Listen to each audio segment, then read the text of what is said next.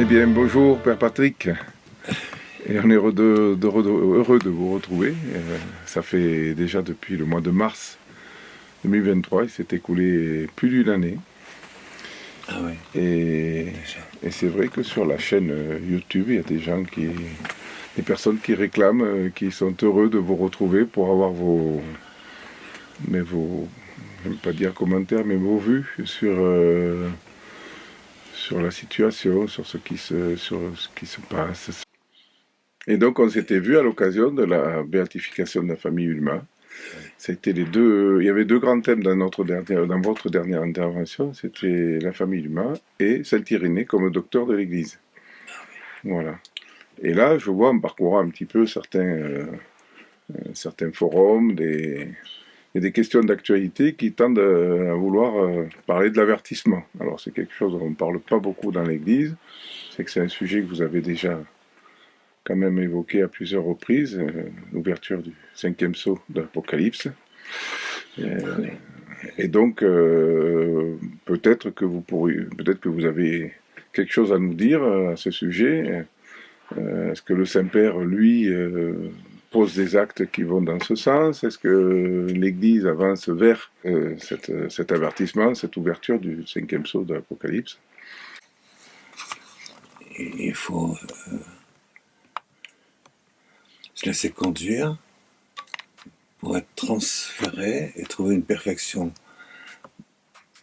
Être parfairé, rendu parfait à jamais, dans une croissance continuelle, une intensification continuelle de la sainteté de la Jérusalem dernière. Voilà, jusqu'à l'ouverture du cinquième et du sixième sceau de l'Apocalypse. Ça, c'est un message de Saint-Irénée, enfin du pape en fait. Il a proclamé docteur de l'Église le 21 janvier 2022. Il a fait ça pour le 21 janvier. Hein. Il a proclamé docteur de l'Église pour le 21 janvier. L'anniversaire du martyr du roi Louis XVI. Mm. Voilà. Ça fait un peu plus de 2 ans maintenant. Mais il y a aussi la famille Ulma. C'est impressionnant ça. Je suis très impressionné par ce qui s'est passé avec le pape Benoît. Le pape Benoît, il a porté ça pendant, ça je le sais,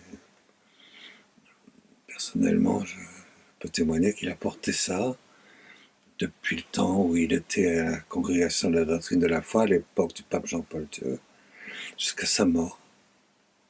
Le 28 décembre, fête des Saints Innocents.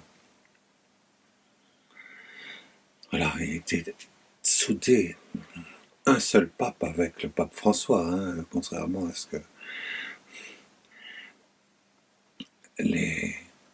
les antichristes de l'information disent. C'était une unique pontificat infaillible du pouvoir des clés s'exerçant pour la destruction du mal de la terre. Et donc ils se sont accordés pour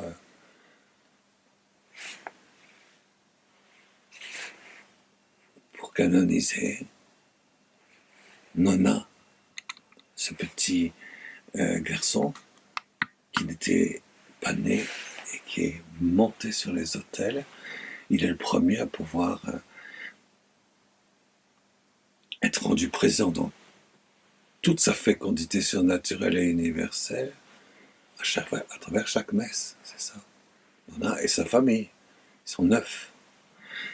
C'est toute la famille qui a été en bloc mise sur les autels. Et du coup, ils ont laissé passer devant l'enfant qui était non né. Mm. Et tous ceux qui sont comme lui, désormais, un est rentré, les autres rentreront. Voilà, donc le pape Benoît, 28 décembre,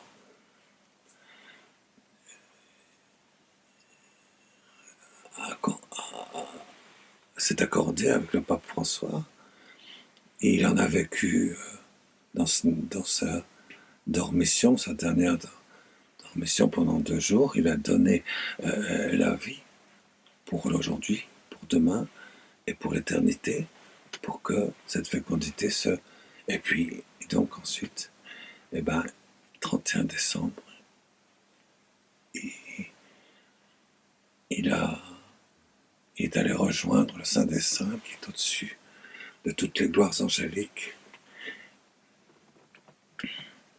pour pouvoir intercéder à partir de maintenant à travers toutes les messes qui vont se dire avec le Samedi Saint aussi. Il a rejoint de ce point de vue-là le Samedi Saint du pape Saint Jean-Paul II qui lui, dans les fonds des grandes profondeurs du Saint des Saints de la jubilation et des délices de la paternité créatrice de Dieu, désire que la messe finale, la messe accomplie, la messe dernière, la messe ultime, le sacrifice eucharistique, la sainteté dernière de tous les temps de l'Église, se disent tous les jours jusqu'à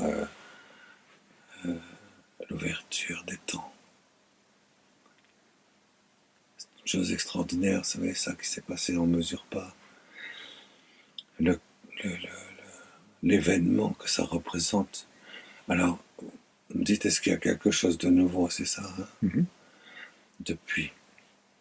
Bien sûr, il y a quelque chose de nouveau,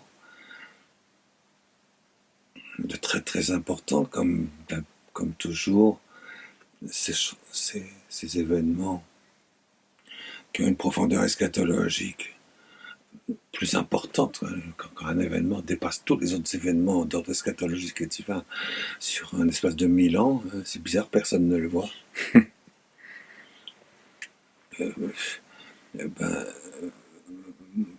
ne sais pas, c'est vrai, vous avez raison, il faut faire remonter tout ça à la surface. Pour ça d'ailleurs qu'on a canonisé et déclaré docteur de l'Église Saint-Irénée, c'est sûr. C'est sûr, voilà. Donc ça, il y a quelque chose sur le plan de la grâce qui est donnée. Par exemple, elle est tombée le jour de la Pentecôte sur les apôtres. C'était cette grâce du Saint-Esprit en personne qui crie à l'intérieur de tout, de l'unité de la communauté, des membres vivants de Jésus vivant et du Christ vivant sur la terre. C'est un événement majeur, quoi. Jésus crucifié sur la croix, hein, qui inscrit à l'intérieur de Saint Jean et de Marie, au pied de la croix, de quoi pouvoir offrir jusqu'à la fin du monde le sacrifice qu'il ne peut pas offrir puisqu'il est mort. L'eau, le sang et l'Esprit Saint, et recevoir précisément la porte, ouvrir la porte donc à la descente du Saint-Esprit, dans le ciel comme sur la terre, et dans la terre comme au ciel. C'est un événement inouï. C'est pour beaucoup de membres vivants, de pharisiens qui étaient dans la grâce messianique, etc. C'est passé inaperçu. C'est passé inaperçu. Il y a des choses semblables aujourd'hui, des événements qui renversent complètement toute la situation, qui font qu'il y a une transactuation, un renouvellement, mais total, et jusqu'à la racine de tout, et universel,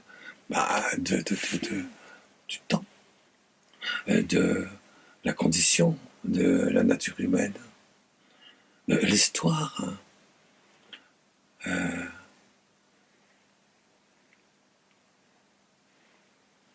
Passe inaperçu. Alors, qu'est-ce qui s'est passé? Donc ça, je m'excuse, c'est pas la question qui était posée.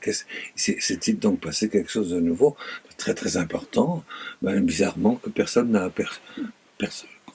vu passer le TGV, quoi. Mhm. Hein, le passage le plus important du TGV de toute l'histoire, depuis peut-être 5 siècles.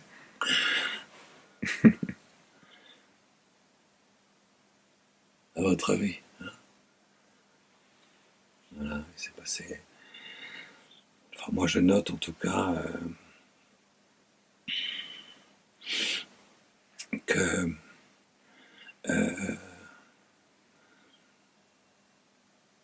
le pape François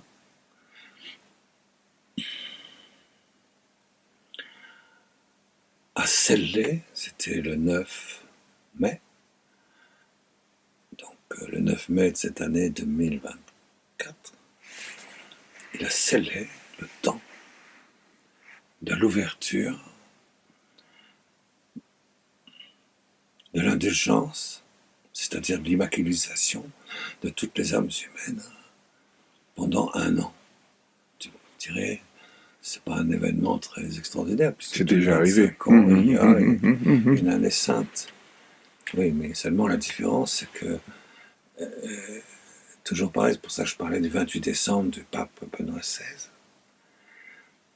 J'ai dit maintenant, tout est accompli pour moi, je peux m'endormir pour célébrer la messe avec, jusqu'à la fin du monde, avec cette grâce-là, dans l'au-delà, dans ce qui est au-dessus des gloires angéliques, pour rejoindre le fond du sanctuaire, du Saint des Saints, de la paternité créatrice de Dieu, dans la terre immaculée des hommes. Voilà, je peux faire. Donc, là, le Saint-Père, Pape François, donc il a dit, oui, d'accord, on va ouvrir le temps, 28 décembre, fin décembre.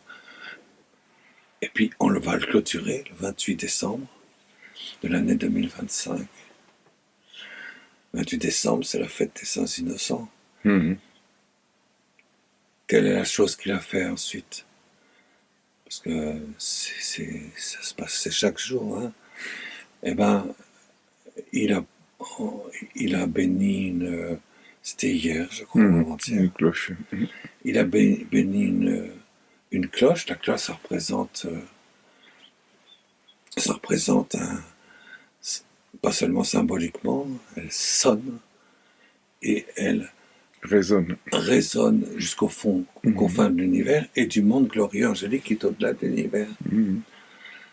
Elle sonne l'heure du 28 décembre. Elle sonne là, alors c'était avant-hier. Elle sonne l'heure du 28 décembre pour les enfants non nés, pour les enfants qui ne sont pas nés.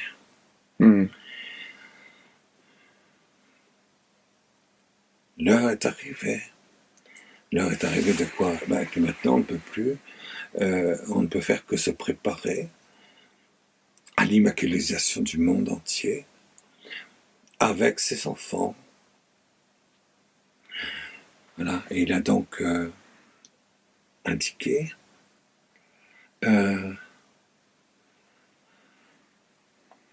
nous voyons que le ciel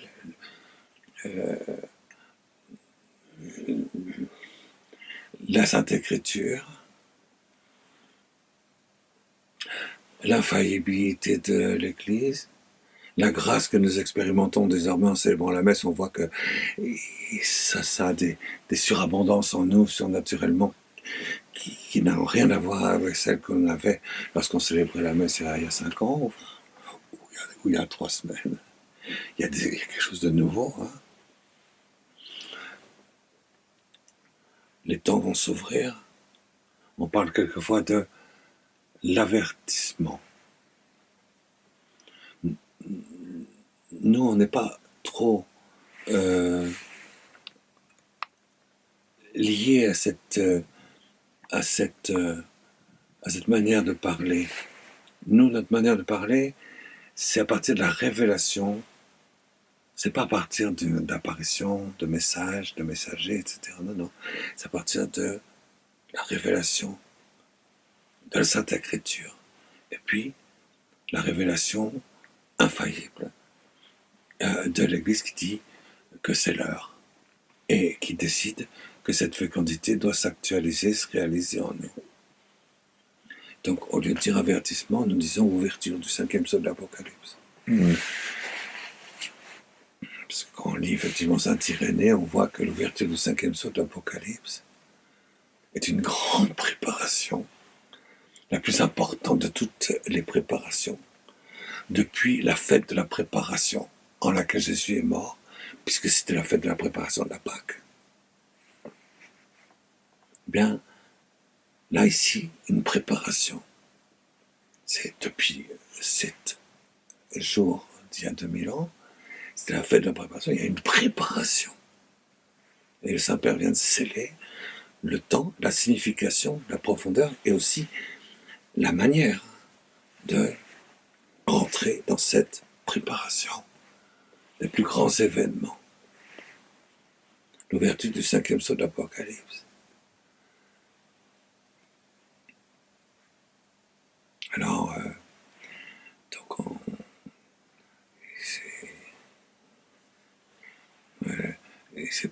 il y a quelque chose qui est sorti du coup à la surface des océans des océans de la grâce de Dieu qui vient remplir le fond. C'est sûr que quand les océans des eaux remplissent le fond de la mer, c'est un peu ce qui va se passer au jour de le 5e sceau de l'Apocalypse où les océans de la grâce immaculée, de l'Immaculée Conception, vont se reposer dans la terre préparée qui est la nôtre pour qu'elle puisse plus y avoir de distance entre le corps de la terre spirituelle qui est notre vie, notre humanité, le corps mystique de Jésus vivant, Dieu vivant, le corps, l'âme, l'esprit et l'Esprit Saint. Il n'y a plus de distance entre eux, le contact est immédiat. Il n'y a plus de distance dans le temps. Il y a de ce qu'on voit un peu partout, quand on questionne les gens autour de nous, qu'ils soient croyants, non croyants, tout le monde se dit il va se passer quelque chose, même les non-croyants pensent qu'il doit se passer quelque chose. Et les croyants disent c'est quelque chose de spirituel qui arrive. Qui va dévorer la forêt, on voit que les bêtes courent. Et voilà, c'est ça. Parce qu'ils sentent qu'il va y avoir quelque chose. Alors, il y a un pressentiment universel, c'est sûr. Un pressentiment universel. Et puis les anges, chacun a un ange gardien. Vous avez un ange gardien. Moi aussi, grâce à Dieu, j'espère que j'en ai même plus qu'un. Mais on espère avoir beaucoup d'anges gardiens, parce que moi, personnellement, je suis comme vous, je suppose, comme tous les chrétiens. J'adopte à chaque fois qu'il y a un enfant qui est avorté sur la terre. Ses parents ne l'adoptent pas pour eux-mêmes. Cet enfant n'existe pas. Cet enfant devient mon enfant. Hein. Donc son ange gardien est à moi. Hein. On va en avoir on doit en avoir, nous les chrétiens, un nombre considérable d'enfants et avec leurs anges gardiens. Vous vous rendez compte tout ça? La puissance d'un ange gardien sans limite et sans fin. La puissance d'un ange gardien, le mien, et puis celle de tous ceux qui sont en moi, qui sont attachés à moi. Enfin bref, les anges, ils le savent. C'est l'ange Gabriel qui a dit au prophète Daniel, disons, dans un frémissement d'amour et de gloire sans limite et sans fin, n'est-ce pas, sans limite, qui lui a dit, dis donc, le mystère du temps va s'ouvrir là. C'est l'ange qui fait frémir tous les espaces de la plénitude de disponibilité surnaturelle accomplie de Marie. C'est un ange qui a fait frémir de cet amour maximum. C'est ce qui fait que là, on dit que oui.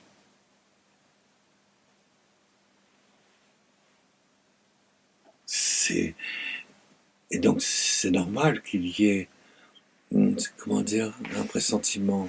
Mais il y a, pour en donner la signification, pour en donner la parole exacte, pour en donner avec précision ce qu'elle signifie, il n'y a que l'Église, il n'y a que le pape. Le pape dans l'Eucharistie, attention. Et le pape qui est en communion avec la maternité, la fécondité royale de Marie sur la terre, d'aujourd'hui, les trois ensemble. Les trois sont une seule substance de perfection. Il y a plein de gens qui disent le pape n'est pas parfait, nous ne l'aimons pas. Eh bien, pour ceux, je peux le dire, ça je peux vous le dire, pour ceux qui sont dans cette situation-là, je les plains beaucoup. parce que je les perçois comme ça à distance, pourtant ils me sont proches, tous ces chrétiens. Souvent c'est des chrétiens. Je perçois à travers ça, en eux, une détresse qui sera inextinguible après l'avertissement. Ils sont sortis du bateau de Saint-Jean-Bosco. J'ai une très grande compassion pour eux.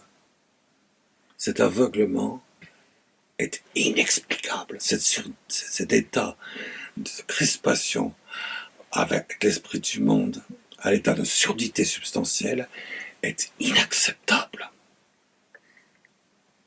Et le ciel dit, voilà, attention, préparez-vous.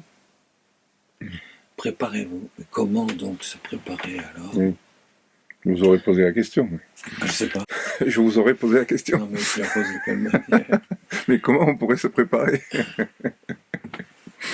Est-ce qu'il y a quelque chose de nouveau sur l'enseignement que donne le Saint-Père, le ciel, le Saint-Esprit, la Vierge, la Sainte Écriture, la doctrine infaillible de l'Église, sur quels sont les préambules, les conditions sine qua non, les grâces méritoires dans lesquelles nous allons entrer pour obtenir de Dieu l'ouverture des temps. Est-ce qu'il y a quelque chose de nouveau? Oui. Ça, bien sûr qu'il y a quelque chose de nouveau. C'est que maintenant on sait que ce n'est pas... On aurait pu espérer depuis 40 ans. À l'époque de Saint-Jean-Ferrier, Saint-Vincent-Ferrier, il disait, ça y est, c'est l'Apocalypse, c'est avant 20 ans. C'était au XVe siècle. Voilà, c'est vrai, Saint Paul, oui. même dans notre génération, les professeurs, ça y est, il va y avoir l'avertissement.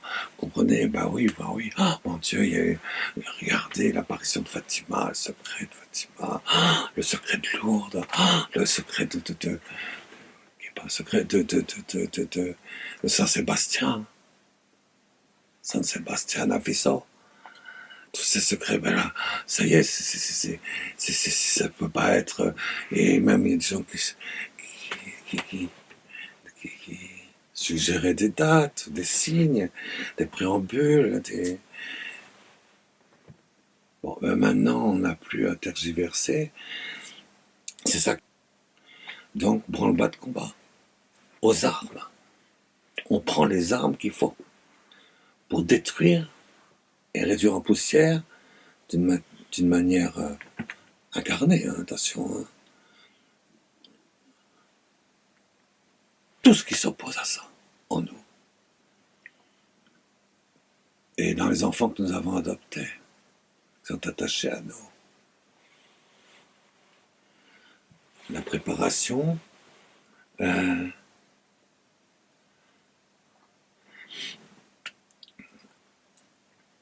c'est de donner la nourriture à ceux qui sont affamés.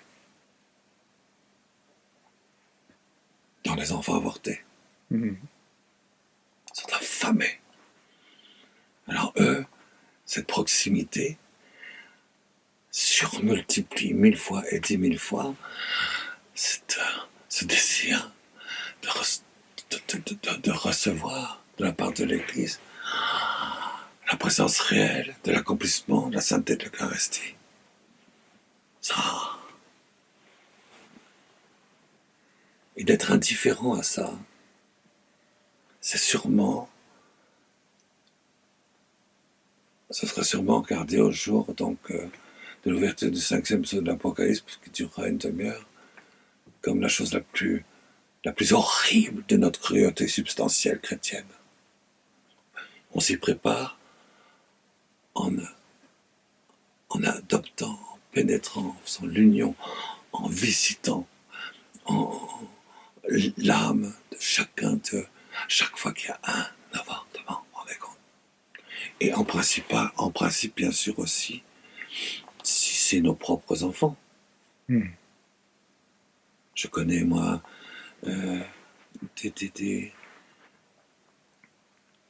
Moi, si j'ai un conseil à donner aussi pour se réveiller à ça, je proposerais volontiers à tous ceux qui écoutent de regarder ce que Jésus a expliqué à une femme colombienne qui s'appelle Gloria Apollo. Pour dire la vérité de ce qui se passe à chaque fois qu'il y a une conception humaine. Et que elle-même, elle en avait, et elle ne savait pas. Elle s'en était pas occupée, au loin de là. Et je pense au nombre de femmes, d'hommes, de pères, mères, de géniteurs. Moi, ceux qui ont 80 ans aujourd'hui, ceux qui ont 60 ans, ceux qui ont 50 ans, ceux qui ont 30 ans, qui vont qui sont chrétiens, qui prient, qui se confessent, qui communient, hein, qui se permettent de critiquer le Saint-Père, parce que le Saint-Père est complètement idiot, de faire des trucs aussi scandaleux. Et ces gens-là, donc, qui sont mes frères, mes sœurs, que je vois à l'église, si je suis prête, je leur donne la communion, la confession, et je sais que dans 90% des cas, ils portent des enfants qu'ils ont conçus et qui se sont arrangés pour qu'ils ne naissent pas. Si tu as porté un stérilet, si tu as pris la pilule, vous savez, cette pilule qu'on prend depuis 1980, la pilule, il y a l'ovulation, hein. Donc et si tu as fait ça pendant 5 ans, disons, tu as au minimum 25 avortements. Et ces enfants sont attachés à toi. Et il faut que tu les regardes, il faut que tu les découvres, il faut que tu te dises, mais enfin, ils crient, ils sont dans un frémissement, ils attendent de moi un amour fou, brûlant.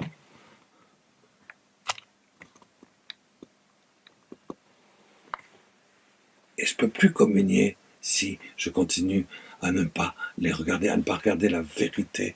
Dieu crée dès le premier instant de la conception, dès le premier instant de la cellule embryonnaire.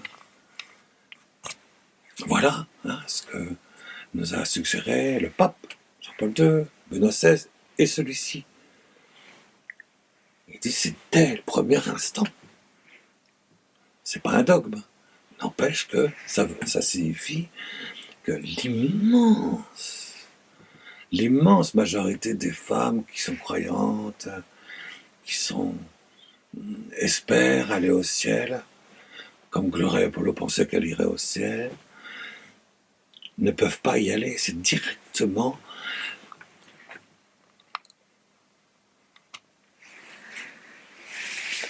un frémissement d'horreur à leur arrivée. Des femmes et des hommes, quand même, pareil. C'est pareil pour les hommes. C'est pareil pour les pères, bien sûr. Mais pour les mères, encore plus, parce qu'elles portent en elles les cellules embryonnaires primordiales de chacun de ces enfants, qui sont des cellules vivantes. C'est d'ailleurs pour ça qu'ils restent attachés à elles et qu'ils ne vont pas au ciel. Des gens qui disent... Voilà. Bon, par exemple, il faut se préparer, par exemple, en ayant par une conversion totale. On se tourne vers eux. C'est le principal de notre vie. Il faut leur donner de la nourriture. La deuxième manière, c'est quand on lit Saint Irénée. Heureux les hommes, les femmes, les enfants, que le Maître à son retour trouvera à minuit, en train de prier, d'être vigilant, pour contribuer à la destruction du mal dans le monde et jusqu'à 3 heures du matin. Je crois que c'est chapitre 14 de Saint-Paul de Salut. Une deuxième manière de se préparer, bien sûr, de manière urgentissime, c'est d'être vigilant, de veiller, de prier la nuit. et pour prendre le pouvoir que Dieu nous a donné pour la disparition du mal de la terre. Pour se préparer, pour anticiper et avoir déjà les grâces qui vont nous permettre de donner le réconfort, le soulagement à tous les hommes de la terre le jour de l'ouverture du 5e sceau de l'Apocalypse. Et c'est lié aux enfants aussi. Les deux sont inséparables, les enfants. Ça, voilà le message tout à fait nouveau, quoi, qui vient de s'agréger de l'intérieur pour donner la signification de cette année sainte. Je vais dire quelque chose qui plaira peut-être pas à tout le monde, mais il y a encore un autre message que j'estime, moi, parce que vous êtes venu m'interroger sur le Père Jean, moi, qui a donné sa vie. Il a été crucifié, il a été martyrisé, parce que, comme prêtre, parce qu'il a proclamé le message de la croix glorieuse de notre Seigneur Jésus-Christ à la terre. Le prêtre agneau de la croix glorieuse, le Père Jean, vous avez fait une série, oui. Pour savoir qu'est-ce que c'est que cette espèce de prêtre, prophète, de l'agneau de l'ouverture du 5e sceau de l'Apocalypse, dans la croix glorieuse.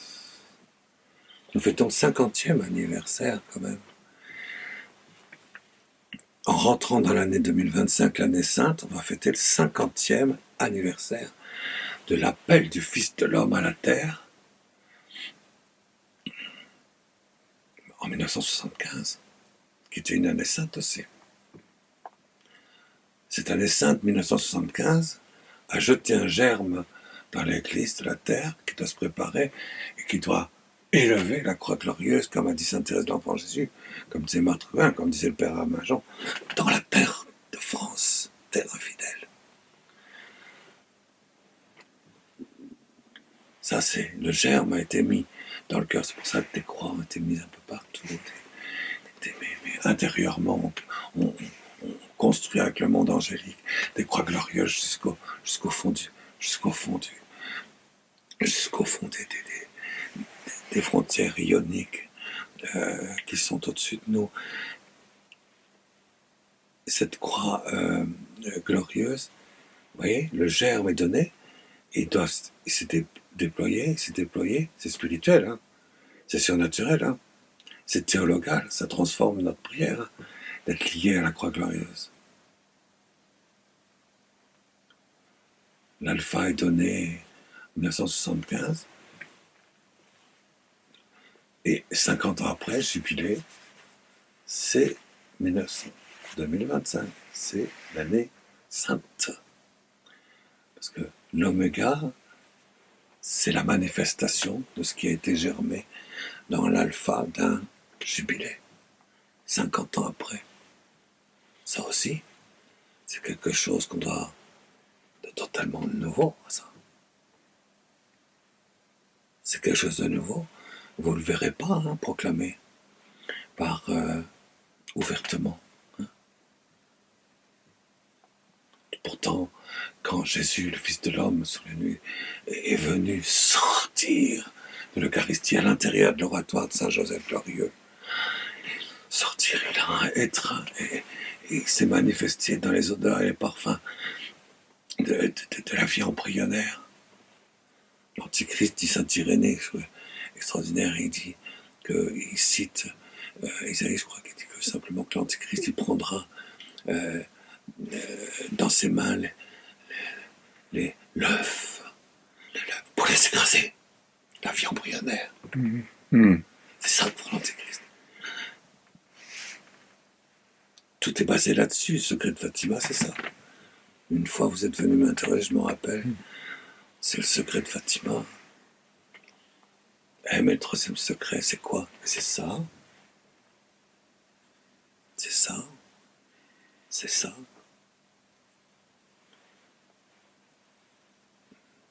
Ça, c'est nouveau, ça. Ça, c'est nouveau par rapport à ces dernières années, depuis l'ouverture du 21 janvier 2022. Ça, c'est nouveau, c'est absolument nouveau. L'année sainte de 1975, on a compté ensuite, par rapport au 50e anniversaire du mois de mai de cette année, on a compté encore un an après, puis encore un an, puis encore un an, puis 6 mois. 3 ans et demi. 1290 jours. Et là, les manifestations du Fils de l'homme, tout à fait reconnues par le prêtre assistait à tout. Tout à fait reconnu, l'abbé Lorset, tout à fait reconnu, tout à fait admis. Je sais qu'à Rome, c'était parfaitement reçu à Rome. Et bien sûr, je ne dis pas que la franc-maçonnerie ecclésiastique n'a rien fait pour le faire condamner complètement. D'accord, ça, moi je me fiche pas mal de la maçonnerie ecclésiastique, puisque la maçonnerie ecclésiastique, c'est des gens qui font plus partie de l'Église catholique, puisqu'ils sont excommuniés. Donc, moi je m'intéresse à ceux qui veulent vivre de l'union transformante. C'est important ça. Alors en 1978, qu'est-ce qui s'est passé 3 ans et demi après par rapport à ça, l'apparition de Jean-Paul II sur le trône de pierre pour 27 ans. 9 ans, plus 9 ans, plus 9 ans. Et en son samedi saint, il continue pendant 22 ans. En célébrant la messe. Dans le Saint des Saints de la Croix glorieuse. C'est très. Il faut s'intéresser à ça. Vous savez, bon, je sais pas, je trouve qu'il ne faut pas seulement s'y intéresser. Ça conditionne toute notre vie de prière, toute notre vie intérieure et toute l'incarnation de notre chair, toute notre vie sponsale aussi. Il faut échapper à l'antéchrist, il faut s'entraîner et se préparer à pouvoir échapper complètement au regard du démon sur nous, de l'antéchrist sur nous. On parle d'intelligence artificielle, etc. Il faut qu'on puisse pénétrer dans le royaume du 5e sceau de l'Apocalypse. Le royaume du 5e sceau de l'Apocalypse. C'est le royaume de la Jérusalem spirituelle. C'est le royaume du Saint des Saints, de la paternité, des délices de la paternité créatrice de Dieu dans notre corps, dans notre terre immaculée.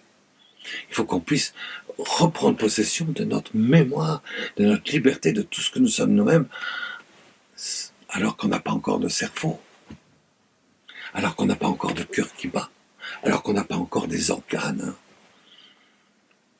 de conjugalité. Il n'y a rien de tout ça. Et pourtant, quand on rentre là, on prend possession de ce que nous sommes, dans notre lucidité, notre liberté totale, dans la mémoire de Dieu. C'est la plus grande puissance spirituelle que nous ayons en tant qu'être humain, à l'image et ressemblance de Dieu. Il faut s'emparer, s'y engloutir, et que ça donne notre centre de gravité. Ça, c'est nouveau, ça. C'est nouveau. Pourquoi ? Parce que, après l'ouverture du 5e sceau de l'Apocalypse, il va y avoir une guerre eschatologique terrible que nous décrit saint Irénée, et la Sainte Écriture.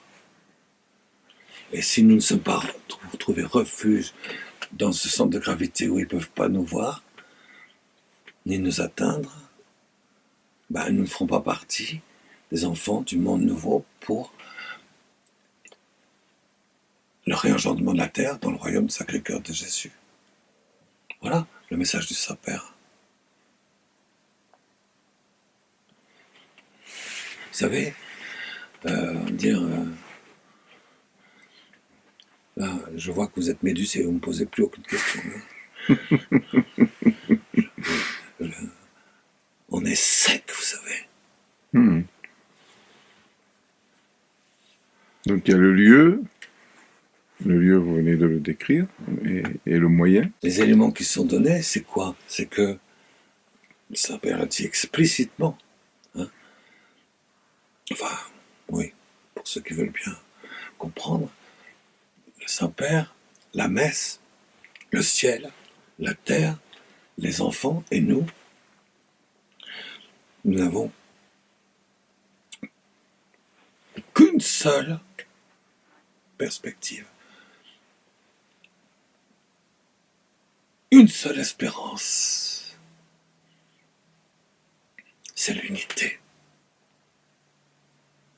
L'unité eucharistique, l'unité des trois blancheurs, l'unité de la Pâque, l'unité eucharistique à jamais et jusqu'à la fin du monde, l'unité de toutes les successions apostoliques.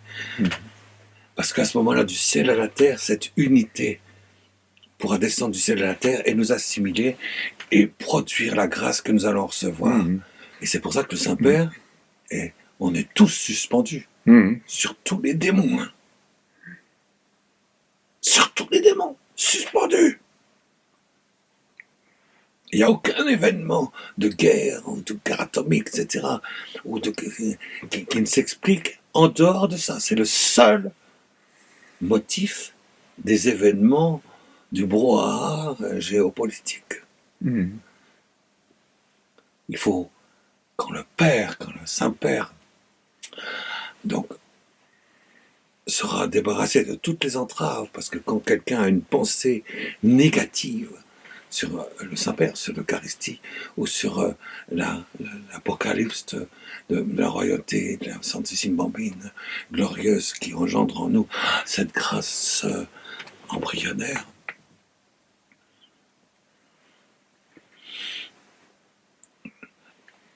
Dès que tu as une pensée même négative, c'est une entrave. Ça empêche d'y aller. Ça empêche qu'il y ait cette unité. Et donc, pareil, si tu fais des entraves, si en plus tu rajoutes à ces entraves à tes pensées, des proclamations à tes voisins, à tes enfants, à ta paroisse, à tes vidéos, etc.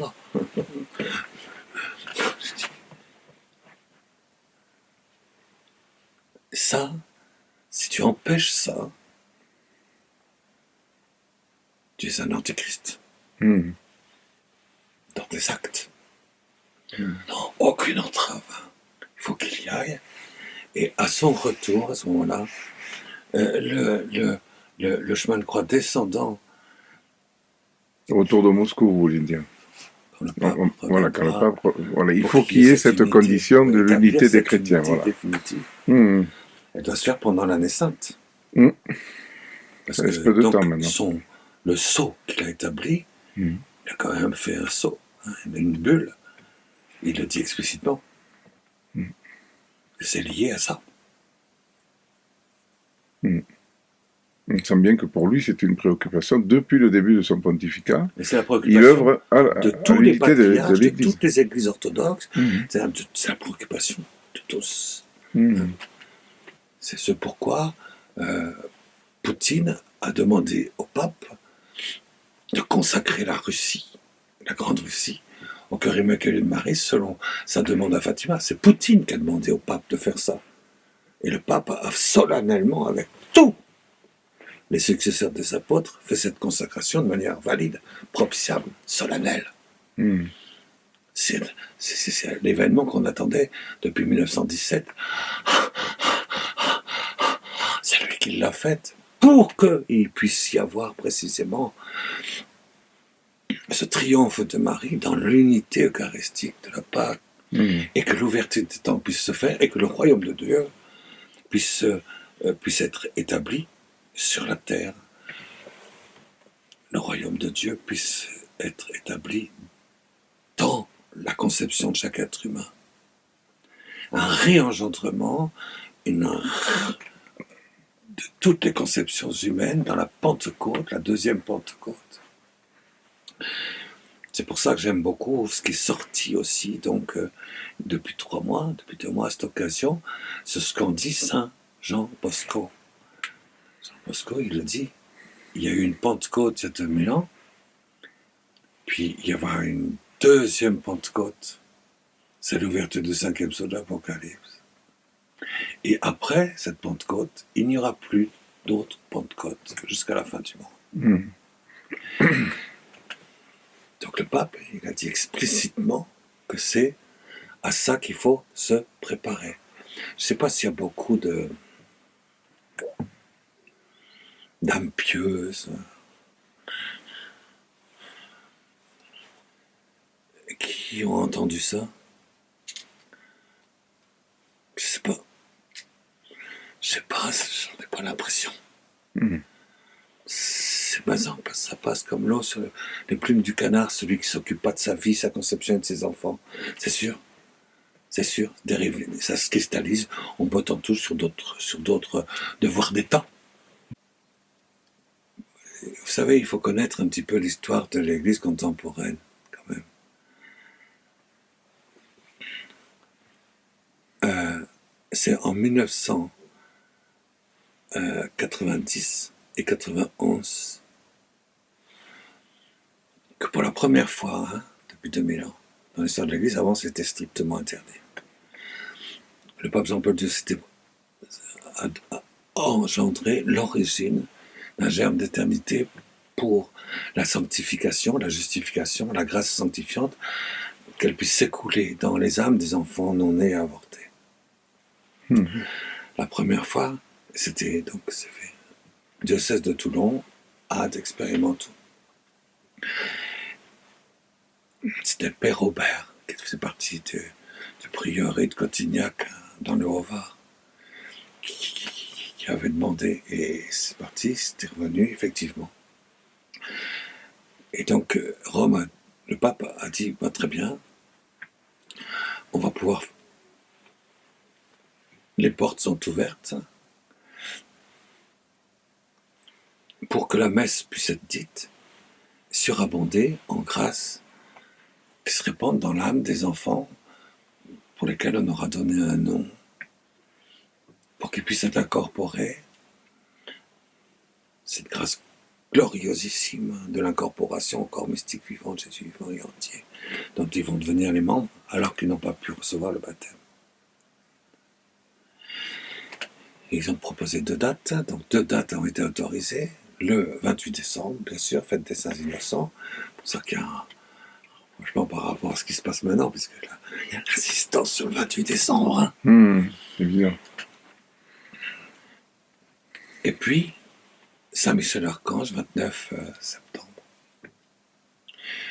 Et moi, j'étais là pour le 29 septembre. J'ai assisté à la messe que le Père Robert célébrait là, au sanctuaire de Marie, Joseph de la Sainte Famille. Les prénoms des enfants étaient donnés comme ça.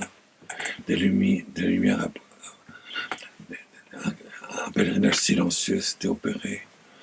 Une liturgie moutonnée par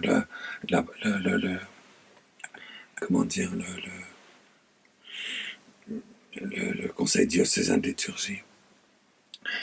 Et c'est la première fois. C'était la première fois. Et du coup, je me constate maintenant aujourd'hui, a posteriori, au même jour, pratiquement le lendemain, il y a une orthodoxe qui a reçu un message de Jésus qui a dit, voici que je donne un appel. C'est l'appel qui, de l'intérieur, va réaliser toute sa puissance au jour du 5e psaume de l'Apocalypse. Vivez de cet appel avant. Et c'était parce qu'on avait célébré la messe pour la première fois pour les enfants non nés. Que cet appel qui donne ce qui doit se passer pendant une demi-heure dans l'ouverture des temps a été donné à la terre. Donc il y a une 4e préparation qui est urgentissime pour nous. C'est de prendre cet appel et puis, si c'est possible, entre minuit et 3 heures du matin, célébrer cette messe glorieuse de l'appel, de la Pentecôte, de l'Immaculée Conception, du Saint-Esprit en l'Immaculée Conception, dans toutes les conceptions humaines. Il faut apprendre à vivre de ça à l'avance, en s'y préparant. Et à chaque fois qu'on s'y prépare, chaque nuit, on remplit les fioles de notre lampe. On mettra le lien dans la description de la vidéo. Oui, les gens y auront accès. Bien sûr, si vous voulez. Bien sûr, moi, si on prend cette prière, qui est quand même avec les mots du catéchisme de l'Église catholique, les mots, c'est une conjonction, hein, cet appel. C'est bien que ce soit une orthodoxe, hein, parce que tout ça, c'est une seule. C'est quelque chose d'extraordinaire. Faites ça. Moi, je vous le dis, faites-le. Faites-le. Si vous ne le faites pas, j'en serais désolé, au sens désolation. Désolation. De votre méchamisation définitive. Faites-le. Réveillez-vous. Allez dormir tout de suite après tout, si vous voulez. Mais au moins faites ça. En communion avec tous les enfants. Faites-le. Faites-le. Il faut que nous soyons avec le roi, le grand monarque, les 144 000 qui vont produire la sanctification des multitudes innombrables.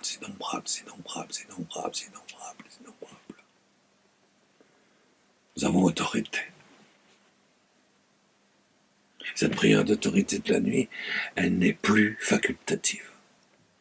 Je peux vous dire ça. Elle n'est plus facultative. C'est nécessaire. Il est nécessaire de façon de prier, parce que pendant cette prière-là, elle va réaliser ce qu'elle signifie. Nous serons transférés, comme dit saint Irénée, transférés dans la... Et parfairés, c'est-à-dire rendu parfait à jamais, et introduit dans la famille glorieuse, Jésus, Marie, Joseph, et Jean, de manière sacerdotale, familiale, glorieuse, résurrectionnelle, à l'intérieur, transférée là, avec ses enfants et nous ensemble. Et là, le corps spirituel va se mettre en place dans notre corps corruptible. Notre corps, là, tel qu'il est rempli de lèpre et de poussière, rempli de vide, enfin, il est promis à la mort.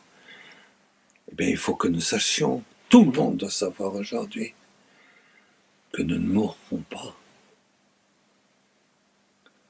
Notre corps, là, il ne va pas mourir. Pourquoi ? Parce que nous sommes transférés, il va être rendu parfait, et il va y avoir cet engendrement. À chaque fois que nous ferons cette oraison, cette prière entre minuit et 3 heures, notre corps spirituel sera immédiatement mis en place, engendré par la Sainte Famille Glorieuse, où nous sommes transférés dans le Saint des Saints. La paternité créatrice de Dieu de notre conception, et de toutes les conceptions de ceux qui sont attachés à nous. Et ce corps spirituel va grandir. Et il va... et nous allons aspirer à recevoir dans notre corps actuel le corps spirituel incorruptible, incorrompu, celui qui va apprendre à ne plus connaître la mort. C'est dit dans l'Écriture c'est dit dans saint Irénée, c'est désormais infaillible, que ceux qui auront mis en place le corps spirituel, c'est une grâce à laquelle nous aspirons, jusqu'à être enivrés. C'est ça la trompette de l'Apocalypse du roi et du grand monarque, du véritable Israël de Dieu sur la terre.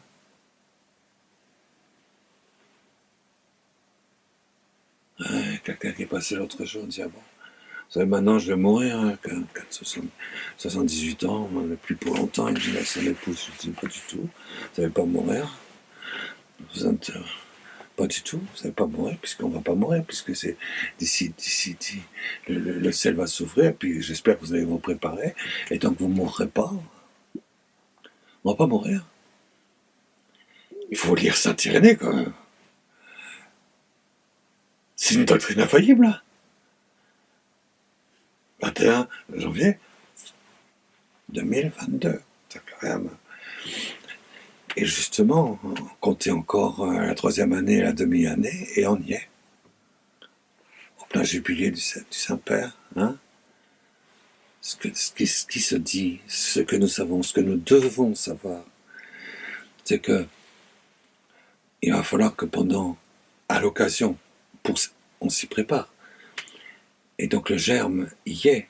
Il y aura quelque chose en nous qui va pouvoir recevoir la grâce avec le roi de vivre l'ouverture du 5e psaume de l'Apocalypse, qu'on appelle quelquefois l'avertissement. Moi, je crois que si on a appelé ça avertissement, je pense par exemple à Saint Sébastien.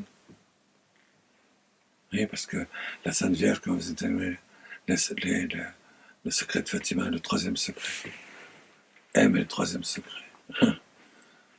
La Vierge Fatima, elle a dit c'est ça la guerre.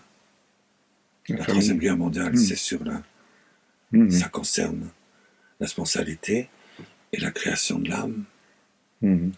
C'est le sanctuaire, c'est ce sanctuaire de la sponsalité et du corps originel, c'est le saint des saints de la patrie. C'est ça qui va faire l'enjeu de la dernière guerre mondiale.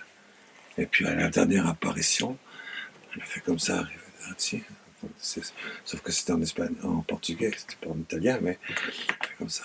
On se reverra à Saint-Sébastien. C'est extraordinaire que Lucie ait dit ça. Saint-Sébastien et ça.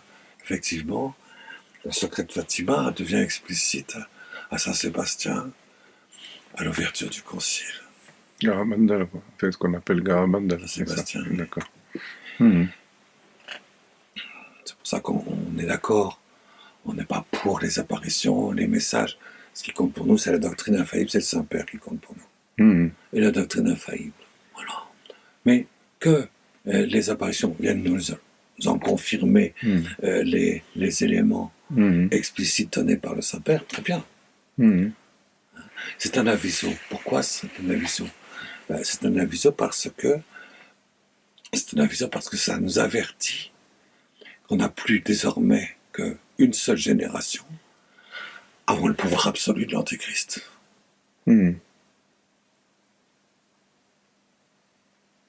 C'est un aviso par rapport, attention, désormais, l'Église sera une Jérusalem spirituelle d'innocence divine cachée, imprenable, invisible aux yeux de Lucifer, de l'Antichrist et de ses infidèles. Notre refuge est dans cette Pentecôte du 5e psaume de l'Apocalypse qui va s'ouvrir. Ce sera notre centre de gravité, ce sera notre refuge. Cette famille. Ce sera notre refuge. On est introduit dedans. Et dans introduit dedans, cette grâce physique incarnée, de chair et de sang, Saint Irénée, il faut voir que la description qu'il fait, c'est quand même de chair et de sang, et c'est corporel, ce n'est pas du tout éthéricain. On est introduit là, dans ce refuge, et là, on continuera à voir notre corps spirituel incorruptible grandir, grandir, grandir, grandir, et se déployer jusqu'à ce qu'ils soient en affinité avec le mariage spirituel qui va mériter l'ouverture de la terre et la disparition de l'Antéchrist. Un avertissement, attention, on vous avertit, votre guerre scatologique. Les enfants du monde nouveau doivent se mettre dans la grâce que le Saint-Père a engagée pour eux, a expliqué pour eux, a établi pour eux, en ouvrant dans la terre comme au ciel les clés qui leur permettent d'y rentrer. Ça, c'est nouveau, ça non plus. Est-ce que c'est pas nouveau de savoir que cet appel qui a été explicité par cet orthodoxe s'est fait au jour où on a commencé à s'occuper des enfants, pour leur donner la nourriture, de la grâce et de l'incorporation, parce que leur corps a besoin de cellules staminales embryonnaires à être un lieu du déploiement du corps spirituel incorruptible qui va être le leur. Ils vont ressusciter d'entre les morts. Tous ces enfants. Tous. Nous aussi. Mais encore faut-il qu'il y ait ce long combat eschatologique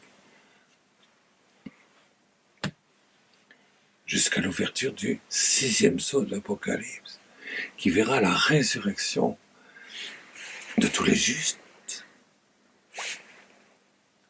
et l'emportement, le transfert dans la terre spirituelle du royaume de Dieu, sur la terre comme au ciel. Et le royaume de Dieu va commencer sur la terre comme au ciel. Moi j'engage ceux qui ne l'ont pas fait,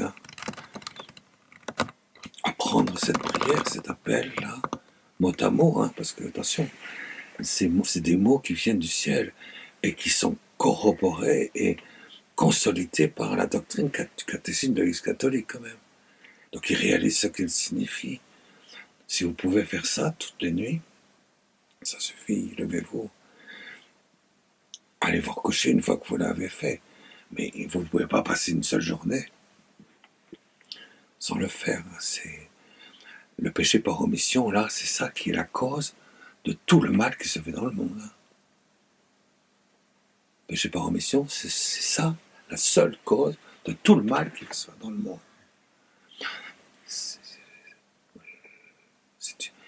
C'est un cri d'urgence que les prêtres de l'Église catholique de la terre aujourd'hui vous lancent à travers le sapin, à travers moi, à travers tout ce que vous voulez. La deuxième chose, je crois, c'est de dire, mais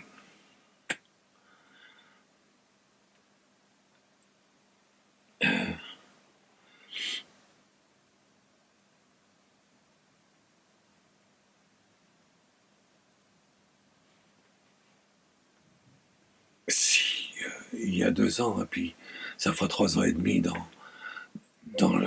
l'année sainte, dont le sceau a été établi par le Saint-Père il y a quelques jours.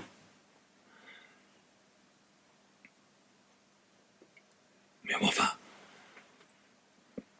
je ne sais pas si vous avez un ordinateur, quelque chose, n'importe quoi, mais enfin, une photocopieuse, je ne sais rien, mais téléchargez ce message, cet appel.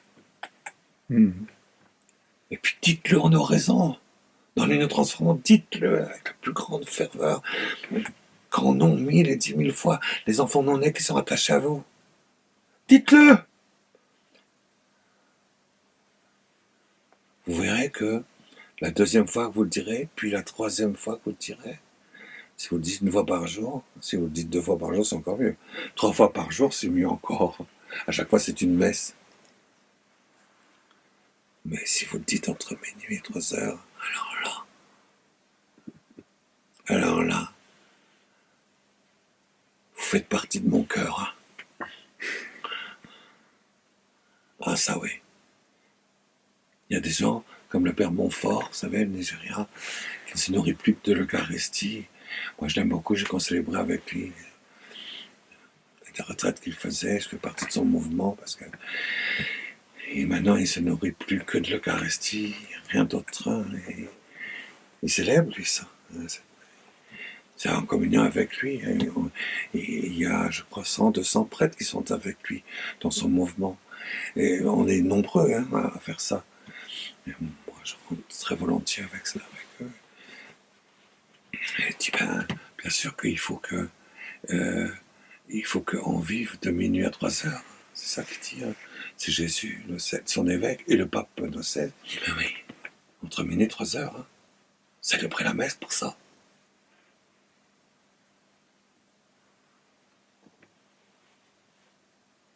Et aujourd'hui, tu peux pas célébrer la messe, t'es pas prêt. Eh ben, très bien. Ça, cet appel-là qui dure une demi-heure, qui est explicite, je peux vous le dire, jour après jour, ça va devenir de plus en plus clair, de plus en plus incarné, de plus en plus palpable. Et puis vous allez voir qu'en fait c'est une messe. Vous célébrez la messe. Quand vous vivez de cette demi-heure de l'ouverture du 5e psaume d'Apocalypse. C'est une messe dans son fruit, c'est une messe dans son offrande et avec un échange admirable. Et on reçoit, en offrant la messe, cette messe-là, en offrant un échange admirable parce qu'on reçoit du coup, et offrant cela comme messe, puisqu'on offre la victime sanglante, la victime non sanglante, on offre la victime pure, la victime immaculée, Ostium puram, Ostium sanctam, la victime immaculée, la victime, en l'offrant comme ça, puisqu'elle ne peut pas être offerte par qui que ce soit d'autre que nous, puisque lui, il est mort. Lorsque, dans sa mort, il nous donne de l'offrir, et bien, en échange, nous recevons la divine,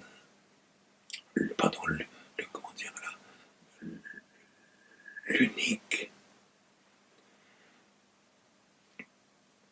divinité éternelle de Dieu en nous, dans notre corps spirituel qui se met en place pour ça. C'est comme ça que nous allons remplir nos fioles d'huile. Nous qui voulons avoir la lampe de la foi de l'Église à allumer pour le jour des noces de l'agneau. Oui, mais je crois que l'essentiel a été dit, Padre, j'ai l'impression. Est-ce qu'il y a autre chose? Non, je pense qu'on a fait le tour, oui. On a déjà plus d'1 heure, je pense, d'entretien. Ça fait 1 heure. Oui, largement. Je pense. Mais bon, voilà, c'était le moment vraiment de faire ce point et on sentait vraiment que vous avez à cœur de faire passer ce message à tous les hommes et femmes de bonne volonté. Vous m'avez posé la question avant qu'on parle de ça, de Medjugorje, que soi-disant, la Sainte Vierge à Medjugorje disait les enfants, c'est pas la peine de s'en occuper, ils sont au ciel. Ils sont comme des anges. Ils sont comme des anges, c'est même pas la peine. Donc si la Vierge à Medjugorje a dit ça, qu'est-ce que vous nous racontez, Alors, rapidement, je peux vous dire, la Vierge de Notre-Dame à Medjugorje n'a jamais dit ça. C'est faux. C'est inexact. J'en suis un témoin oculaire, auditif. Bien sûr. Je peux vous dire qu'elle n'a pas dit ça. Et qu'au contraire, pour elle, la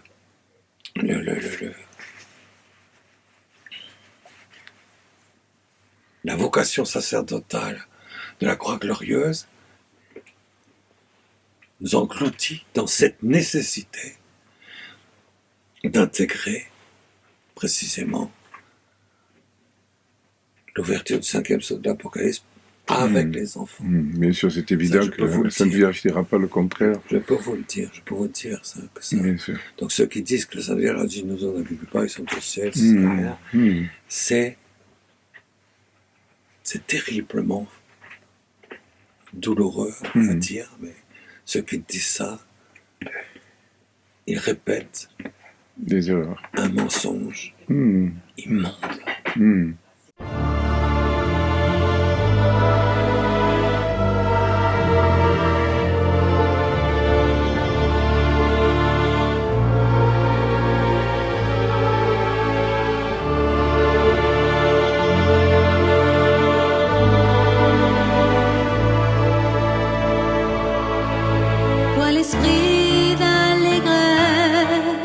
Esprit de lumière, viens faire jaillir de nos cœurs la prière pour Jésus-Christ le Fils, dans la gloire du Père.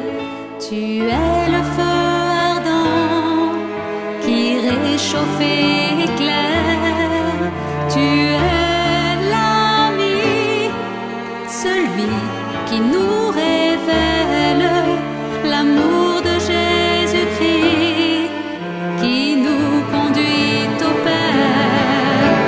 Viens Esprit Saint, guéris nos peurs.